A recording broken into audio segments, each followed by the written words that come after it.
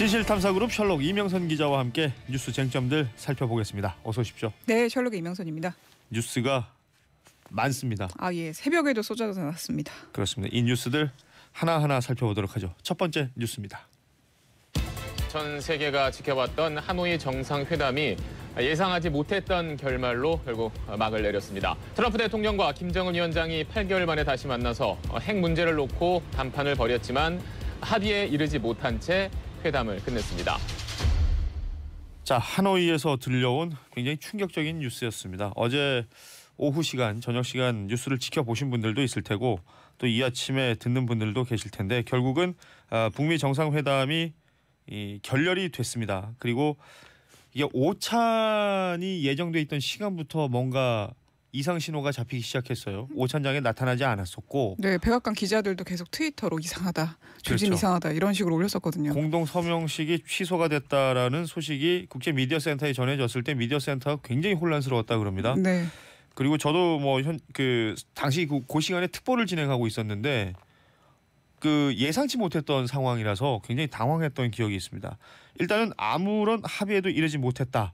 이렇게 공식 발표를 했어요. 네, 기자회견도 앞당겨서 진행됐죠. 네. 결렬 이유를 트럼프 대통령이 직접 설명을 했는데요. 양국이 의견이 가장 엇갈린 건 물론 트럼프 대통령 설명입니다. 네. 영변 플러스 알파 때문이다 이렇게 정리할 수 있습니다. 그러니까 영변 핵시설 폐기 대가로 북한 측은 전면적인 제재 해제를 요구했는데 미국은 이걸 받아들일 수 없다. 그렇기 때문에 결렬된 거다. 이렇게 설명을 한 겁니다. 네. 그리고 뒤에도 설명드리겠지만 영변 핵시설 외에 우라늄을 농축할 수 있는 큰 규모의 핵시설이 추가로 있다. 이런 사실도 기자회견에서 밝혀졌고요. 네. 영변 폐기와 더불어서 추가적인 비핵화 조치를 요구해서 북한을 압박했던 건데 결렬이 돼버린 겁니다. 어찌 보면 그 핵신고 리스트를 빠짐없이 작성해라라고 요구했을 수도 있는 것이고요. 지금 트럼프 대통령의 기자회견이 어제 원래는 오후 4시 5분에 예정이 돼 있다가 2시간 앞당겨져서 네. 기자회견이 진행이 됐고 이 자리에서 트럼프 대통령과 폼페이오 장관이 함께 나와서 이야기를 했던 부분들이 있었습니다. 맞습니다. 자, 이 상황이 있기 전 오전 상황을 생각해 보면 분위기가 나쁘지 않았었거든요. 그렇죠. 언론도 기대감을 한껏 드러냈죠. 그렇습니다. 그 김정은 위원장 같은 경우에 비핵화 할 거냐라는 질문에 비핵화 생각이 없었으면 이 자리에 오지도 않았을 것이다. 이런 얘기까지 했었는데 자, 불길한 조짐이 포착이 된 게 언제부터였을까요? 이것도 이제 다 보이는 건데요. 어제까지는 몰랐죠. 이게 잘 안 그렇죠. 보이지 않았죠. 어제 오후 1시 24분쯤에 메트로폴 호텔을 떠나서 각자 숙소를 향했습니다. 정상들이. 그렇죠. 그래서 텅 빈 그 회견 점심 먹는 장소 오찬장이 아주 막 계속 중계화면에 나오기고 그랬는데요. 그리고 나서 백악관이 회담 결렬 소식을 공식 발표했습니다. 네. 결과가 이렇다 보니까 두 정상이 어제 회담에 불안한 발언이 이전에 있었는지 이런 것들을 좀 기자들이 찾아보기 시작했는데 그렇죠. 그제 모두 발언에서 또 포착이 된 게 있더라고요. 그때 트럼프 대통령이 급하지 않다. 속도가 중요한 게 아니다. 이렇게 이런 취지로 얘기한 게 총 6차례나 됐었거든요. 그렇죠. 그리고 여러 해 동안 많이 만날 것으로 본다. 이렇게 얘기를 하면서 장기전을 암시했는데 김 위원장은 조금 생각이 달랐던 모양입니다.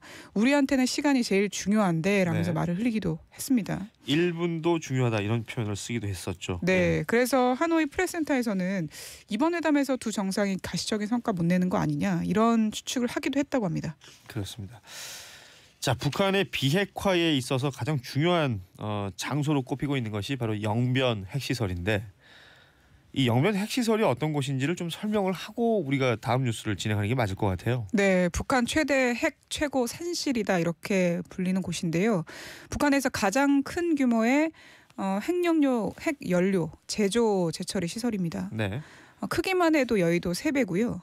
그러니까 5메가와트급 원자로하고 그리고 원자로에 사용된 핵연료를 보관하는 곳인데 건물만 400동이 넘게 있다고 그렇습니다. 합니다. 예. 그래서 영변 문제가 늘 비핵화 협상에서 가장 핵심으로 거론됐던 거죠. 그러니까 북한 핵의 어떤 핵심이라고 볼 수 있는 장소인데 그런데 이 트럼프 대통령 그 기자회견 내용대로라면 이 영변보다 더 큰 핵시설이 있다라는 것이죠. 네, 미사일도 빠져 있고 핵탄두 무기 체계도 빠져 있어서 우리가 합의를 못했다 이렇게 얘기를 하면서 영변 핵시설 외에도 굉장히 규모가 큰 핵시설이 있다 이렇게 얘기를 해서 김정은 위원장이 당한 것 같다 이런 얘기까지 기자회견에서 나왔습니다. 그러니까 폼페이오 장관이 이런 내용들을 설명을 했었는데 네, 그 이번 회담을 통해서 이제 얘기가 됐던 뭐 핵시설 지역이 어딜까 또 추측들이 나오고 있습니다. 네, 근데 보수 언론에서는 사실 외신에서 이렇게 의혹이 좀 제기됐던 곳을 보도했었습니다. 네. 일단 강선으로 추정이 되고요.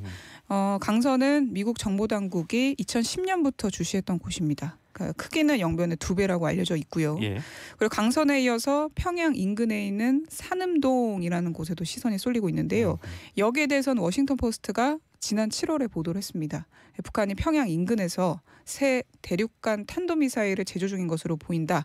이렇게 보도를 했던 적이 있습니다. 사실 지금 강선이라든지 산음동이라든지 예전에 다 나왔던 장소이들이긴 해요. 네. 그런데 주목을 받고 있지 못했었는데 이 부분에 대해서 사실 미국이 거론한 것인지는 알 수가 없습니다. 다만 기존 언론들에서 이렇게 얘기가 되고 있었고 의혹이 제기되고 있다는 것이고 미국이 이런 비슷한 그 지적을 했다가 한번 헛발질한 적도 있었거든요. 네. 그 저기 뭐 핵시설 아니냐라고 주장했던 곳이 알고 봤더니 그냥 자연 동굴이었던 적도 있었단 말이죠.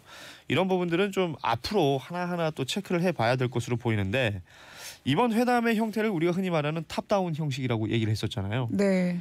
그러니까 탑다운이 실패로 돌아간 원인이다라고 지적하는 사람들도 있거든요. 맞습니다. 이게 뭐냐면 탑다운이 뭐냐면 말 그대로 정상 간의 큰 틀의 합의를 한 다음에 실무진이 후속 협상을 하는 걸 말합니다. 그러니까 반대는 바텀업이라고 불리죠. 바닥으로부터 그렇죠. 시작해서 위로 올라오는. 바텀업은 실무진이 협상을 해서 조금씩 가다듬면서 결국에 최종적으로 마침표 찍고 서명하는 거는 또 정상들이 하기 때문에 그래서 외교가에서는 실패하는 정상회담 없다 이런 속설까지 있었거든요. 그렇죠. 왜냐하면 다 가다듬어진 상태에서 최고 지도자끼리 만나니까요. 네. 근데 그래서 이제 이번에 파국이 좀 충격으로 다가오는 겁니다. 저희도 이제 낯설잖아요. 이런 모습이요. 그렇습니다. 네, 그래서 사실 탑다운 방식으로 지금 북미 간의 대화가 이루어졌었는데 이게 지금까지는 빛을 발했었거든요. 그 의사결정이 굉장히 빨리 빠를 수밖에 없죠. 네, 진행됐는데 이게 또 반대로 얘기하면 의견 충돌하면 한 방에 그냥 어그러지는 겁니다. 네, 그래서 원인으로 지적되고 있습니다. 그렇습니다. 이게 지금 탑다운 방식이 문제가 있었는지 혹은 그 외에 또 어떤 내용들이 있었는지 지금까지 나온 얘기들밖에 우리는 뭐 분석할 수가 없는 것이니까. 네, 그런 그리고 것이고요. 시간이 좀 없었죠. 예, 북미 너무나 회담 촉박하기도 했었고요. 네, 일자 자체도 촉박하게 정해졌죠. 자, 트럼프 대통령의 기자회견 내용으로 살펴본 상황들을 봤고요. 이제 북한 측의 입장을 살펴봐야 될 텐데 준비된 뉴스가 있죠. 네, 좀 전해드리면 어떤 잠깐만요. 뉴스부터 듣고 할게요. 알겠습니다. 리용호 북한 외무상이 오늘 새벽 베트남 하노이에서 기자회견을 열고 북한이 요구하는 것은 전면적인 제재 해제가 아니고 일부 해제라고 밝혔습니다. 미국 측의 얘기와는 다릅니다. 자신들은 전면적 제재 완화가 아닌 부분적인 제재 완화, 특히 인민들의 생활과 관련된 대여섯 건 정도를 요구했다고 설명을 했습니다. 그런데 미국이 더 추가로 요구를 했다고 했습니다. 자, 밤에 진짜 야밤에 우리 시간으로는 새벽 2시에 나왔어요. 자, 이용호 외무상이 기자회견을 했습니다. 이 내용을 좀 살펴보도록 하죠. 네, 이게 뭐 기자들이 다 들어간 건 아니라고 해요. 네. 소수만 들어가서 기자회견을 들었는데 미국 측 주장하고 좀 차이가 있습니다. 네. 미국은 북한이 대북 제재 전면 해제를 원했다 이렇게 얘기를 했지만 리 외무상은 우리는 싱가포르 회담에서 나온 단계적 해결 원칙에 따라서 이번 회담에서 현실적인 제안을 했다 이렇게 얘기를 한 겁니다. 네. 그리고 구체적으로 어떤 해제를 원했는지도 말했는데요. 우리가 요구한 건 전면적인 해제가 아니고 일부 해제였고 구체적으로는 유엔 제재 결의 11건 가운데 2016년부터 2017년에 채택된 5건 그 중에서도 민수경제와 인민생활 그러니까 민생경제하고 연결된 부분 그렇습니다. 여기에 지장을 주는 항목만 먼저 해제해달라 말했다 이렇게 얘기했습니다. 11건 중에 5건을 얘기했던 것이고 그마저도 민생경제와 관련이 있는 그러니까 민생경제에 지장을 주는 부분들에 대해서만 해제하라고 요구를 했었다라는 이용호 외무상의 기자회견이 있었는데 자, 이게 대북 제재란 말이에요. 그러니까 결국 민간 경제에 영향을 주는 항목에 대해서 대북 제재를 허용한다면 미국이 원하는 수준의 비핵화를 하겠다라는 것이 이용호 외무상의 말이었던 거잖아요. 네, 그렇게 들리는데 좀 자세히 뜯어볼 필요가 있습니다. 네. 우선 일단 리용호 외무상의 말을 다시 한번 언급을 하면요. 미국의 유엔 제재 일부, 그러니까 민수 경제와 인민 생활에 지장을 주는 항목 제재를 해제하면 영변에 있는 그 모든 핵물질 생산 시설을 미국 전문가들 입회하에 영구적으로 완전 폐기하겠다 이렇게 얘기했다고 하는데요. 그렇죠. 두 나라 기술자가 공동 작업을 하겠다라는 네, 얘기였고요. 근데 자세히 볼 필요가 있는 게 영변에 대한 얘기만 들어 있습니다. 네. 그러니까 영변 지구의 모든 핵물질 생산 시설에 대해서만 폐기한다라고 말했지 북한 전역이란 말은 또 등장하지 않거든요. 이 부분도 주목할 부분이죠. 그렇죠. 그리고 리 외무상은 이런 말도 했습니다. 이게 현 단계에서 우리가 내릴 수 있는 가장 큰 폭의 비핵화 조치다라는 말도 했습니다. 네. 네. 자, 이게 묘한 차이가 있습니다. 그러니까 결과적으로 트럼프 대통령은 이 비핵화에 관련해서 핵시설이 영변 말고도 더 있다라는 것을 우리가 알아냈고 이것을 북한에게 얘기했더니 북한이 놀랐다. 이런 얘기를 했었고 북한 측에서는 지금 이영호 외무상은 대북 제재에 우리가 전체 다를 해달라고 한 것이 아니다. 일부분만 해달라고 했는데 여기에 대해서 미국이 받아들이질 않았다라는 주장을 각각 하고 있는 것인데요. 네. 사실 이영호 외무상이 인터뷰를 하고 나서 그 이후에 최선희 외무성 부상이 또 기자들을 만났어요. 네, 그 얘기가 저는 더 흥미로웠는데요. 그렇습니다. 김 위원장의 반응을 전했습니다. 그러니까 민간 경제 제재에 대해서 부분적으로나마 해제하기 어렵다 미국 측 반응을 보면서 자기 생각에는 우리 국무위원장 동지께서 앞으로 북미 거래에 대해 좀 의욕을 잃지 않으셨을까 이런 느낌을 제가 받았다 이런 감정을 전한 겁니다. 그러니까 최선희 부상의 감정이고 느낌이겠죠. 그러니까 그렇죠. 김정은 위원장을 내가 봤을 때는 이런 것 같더라라는 네. 워딩인데 그리고 미국식 계산법에 대해서 좀 이해하기 힘들어하시지 않았을까 이해가 잘 가지 않아 하는 듯한 느낌을 받았다 이렇게 또 덧붙였습니다. 그러니까 모두 이제 자신의 느낌을 네. 자신의 생각을 지금 이렇게 전했습니다. 그리고 또 새벽에 그 조선중앙통신 보도가 막 나와서 또 저희 방송 진행되면서 지금 뭐 속보들이 나오고 있어요. 네, 아주 막 세게 보도된 건 아니고요. 네. 무산됐다 이런 표현은 없습니다. 합의문도 합의하지 못하고 무산된 것에 대해서 언급은 안 하고 북미 양측이 대화를 이어나가기로 했다 이렇게 밝히면서 좀 구체적으로 설명을 드리면요. 피치 못할 난관과 곡절들이 있지만 서로 손을 굳게 잡고 헤쳐나가면 조미 관계, 그러니까 북미 관계가 획기적으로 시켜 나갈 수 있다는 확신이 든다. 그런 걸 같이 표명했다 이렇게 소개하기도 했습니다. 그렇습니다. 이게 끝났다라는 느낌은 전혀 없어요. 네. 계속해서 대화와 협상은 이어질 것이다라는 톤의 이야기가 양국 모두에서 나오고 있습니다. 자, 이 북미 회담이 이렇게 결렬이 됐지만 사실 말씀하신 것처럼 불씨는 계속 살려나가야 될 텐데 문재인 대통령과 트럼프 대통령 25분간 전화 통화를 했죠. 네, 사실 트럼프 대통령이 구원투수 역할을 요청했다 이렇게 정리가 될 것 같은데요. 네. 좀 희소식이라고 봐야 될지 트럼프 대통령은 북한과의 대화 타결 의지를 분명히 했다고 합니다. 문 대통령에게 중재 역할을 했다고 요청을 하고요. 했다고요? 또 좀 기억이 나시겠지만 싱가포르 북미 회담 취소 위기 때 문재인 대통령이 나섰었잖아요. 그래서 그렇죠. 이번에도 중재 역할을 다시 할지 좀 주목되는 상황입니다.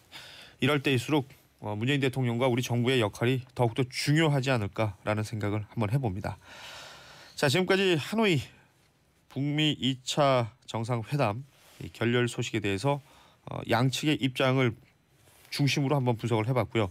다음 뉴스를 이어갈 텐데 오늘이 100주년이 되는 3.1절입니다. 당초 문재인 대통령이 기념식에서 신한반도 체제 세부 구상을 얘기할 것으로 알려졌었는데 결국 영향을 많이 받겠죠. 그렇죠. 대북 제재 완화될 가능성을 염두에 두고 뭐 남북철도 도로 연결이라든가 금강산 관광 재개, 뭐 개성공단 재가동 이런 걸 시작한다고 생각을 하고 한반도 체제 구상했다. 이렇게 청사진을 그리고 있다 이런 얘기가 많았거든요. 청와대가. 그렇죠. 예. 그러니까 수정을 전면 검토해야 되는 상황이 된 겁니다. 네. 그러니까 아마 실무진은 밤을 샜을 것 같은데요. 청와대는 그래서 이런 전제로 준비를 했기 때문에 앞으로는 이 얘기보다는 새로운 동력 찾기에 나설 것이다. 이렇게 언론은 새벽 사이에 분석을 했습니다. 네.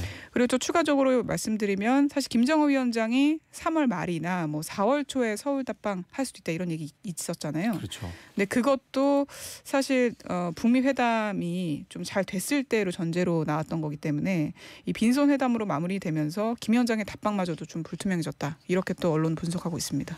그렇습니다. 지금 문자 메시지도 많이 도착을 하고 있습니다. 트럼프 처음부터 합의 생각 없었던 것 아니냐라는 지적들도 해주시고 또 어떤 분들은 경제 제재 푸는 순간 말짱 도루묵된다라는 입장들도 지금 피력을 하고 계십니다. 이렇게 다양한 의견들이 있을 수 있는 상황이 연출되고 있고 워낙에 예상이 안 됐던 상황이었기 때문에 지금 뭐 별의별 이야기가 다 나올 수 있겠죠. 하지만 방금 말씀하셨습니다만 문재인 대통령의 어떤 중재 역할이 그만큼 커진 것도 사실이고요. 또 문재인 대통령 스스로도 가지고 있는 어떤 신한반도 체제라고 불리는 이 구상에 이게 뭔가 악귀가 맞아 떨어지려면 더욱더 좀 깊숙이 우리가 중재자 역할을 해야 될 필요가 있을 것으로 보입니다. 네. 자, 다음 뉴스. 이 뉴스도 굉장히 중요한 뉴스예요. 맞습니다. 새 학기가 지금 밝아오는데 사립유치원 단체 한국유치원총연합회 한유총이 유치원 개학을 무기한 연기하겠다.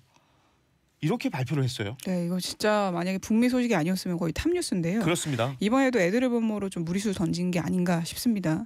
그러니까 한우총은 끊임없이 자기네들 대화를 요구했는데 교육부가 이걸 거부했고 사립유치원 마녀 사냥을 멈추지 않아서 정부 입장 바뀔 때까지 계약을 미루겠다는 겁니다. 네. 참 그러니까 부모님들 속을 탈 것 같은데요. 네. 사립유치원들이 법정 수업 일수가 180일이라고 해요. 근데 자기네들은 230일 정도 학생들을 가르쳤기 때문에 계약을 연기해도 어떤 법에 어긋나지 않는다 이렇게 또 주장하는 상황이거든요. 이런 게 전형적인 아전 인수 아닙니까? 자기 입장에서만 생각을 하고 있다. 법 해석이나 이런 것들을 지금까지 안 그랬던 걸 지금 와서 이런다는 건 차라리 지원금을 안 받겠다 이러면 좀 이해가 될 텐데 그러게 말입니다. 지금 상황이 좀 예. 이해가 잘 안 되는데요. 근데 한유총은 국가관리회계 시스템인 에듀파이는 수용하겠다 이런 입장은 또 밝혔습니다. 네. 그래서 교육부가 어제 또 급히 브리핑을 했는데요. 장관이 직접 했습니다. 실제 유치원 개학이 연기되면 긴급 돌봄 체제를 발동해서 돌봄 공백이 발생하지 않도록 하겠다 이런 방침을 밝히면서 수요를 파악한 다음에 주변 유치원, 국공립 유치원하고 보건복지부, 여성가족부하고 협력해서 어린이집을 동원해서 피해를 최소화하겠다 이런 계획을 밝히기도 했습니다. 자, 교육기관이냐 아니면 사유재산이냐 아주 상식선에서 생각했으면 좋겠고요. 아이들을 볼모로 잡고 무언가를 자신의 뜻을 관철을 시키려고 하는 그 태도가 국민들에게 좋게 보일 수는 없을 거라고 생각이 됩니다. 사립유치원단체 한유총의 유치원 개학 무기한 연기 소식까지 전해드렸습니다. 지금까지 진실탐사그룹 셜록 이명선 기자였습니다. 고맙습니다. 네, 감사합니다.